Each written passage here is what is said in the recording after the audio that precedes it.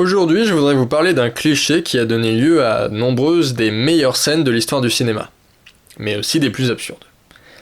C'est en réalité plutôt une règle, qui dit tout simplement que si une action est classe, peu importe qu'elle ne soit pas réaliste, elle va se produire. Je vais vous l'illustrer avec un exemple très simple. Dans le film Jurassic World Fallen Kingdom, le deuxième film de la deuxième trilogie, un volcan explose. Déjà, sachez que la lave dans la grosse majorité des films donne lieu à un cliché à elle seule. Celui du mec qui se tient à côté de la lave sans problème. Pourquoi je dis que c'est un cliché ? Parce que ça se produit souvent et c'est complètement impossible. La température de la lave peut varier entre 700 et 1200 degrés. Pour info, à partir de 42 degrés, soit 17 fois moins que la température de la lave, l'être humain est en danger de mort. Autant vous dire que quand des personnages, hobbits ou autres, se tiennent à 1 mètre de la lave et tu les vois juste un peu suer, si le film était réaliste, la sueur s'évaporerait, de même que la peau, les organes et les os. Mais bien sûr, les films ne sont pas réalistes. Sauf que des fois, c'est juste une erreur qui retire la suspension d'incrédulité. Des fois par contre, tu peux avoir un truc absolument pas réaliste et l'accepter sans problème. Pourquoi ? Parce que c'est cool. J'en reviens à mon exemple. On est dans Jurassic World 5 ou 2.2, et notre héros, Chris Pratt, est paralysé à côté d'une coulée de lave. De mon point de vue, c'est réaliste. Pourquoi ? Parce que c'est Chris Pratt. Et peu importe le film dans lequel il se trouve, Chris Pratt est cool. Et s'il est cool, il est aussi invincible. Ainsi ai-je parlé.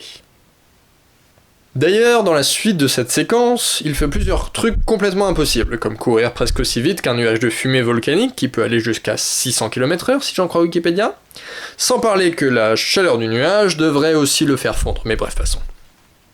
La règle du cool permet donc de faire abstraction des lois de la physique et de transformer temporairement un personnage en super-héros ou provoquer une situation impossible, à condition bien sûr que ce soit cool, c'est-à-dire que le spectateur soit impressionné visuellement, sensoriellement ou autre par ce qui s'est passé.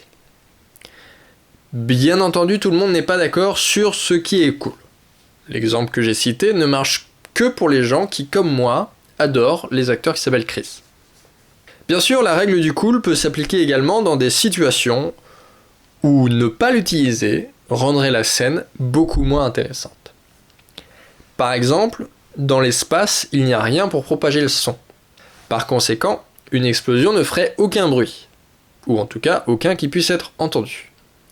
Imaginez maintenant un film comme Gravity ou Interstellar où vous mettez la télé sur mute à chaque fois qu'il sort dans l'espace. Ce serait particulièrement peu intéressant.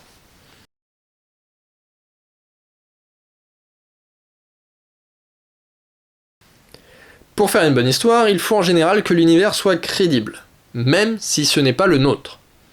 Il faut que le spectateur ait le sentiment que ce qui se passe à l'écran pourrait réellement se passer dans l'univers qui est décrit. La règle du cool nous apprend qu'il est possible, et parfois bon, de s'éloigner un tout petit peu de cette crédibilité pour rendre l'histoire plus intéressante. C'est un outil puissant, mais qu'il faut utiliser avec précaution. Et la précaution la plus importante, c'est de s'assurer que ce qu'on veut faire sera perçu comme cool par notre public cible.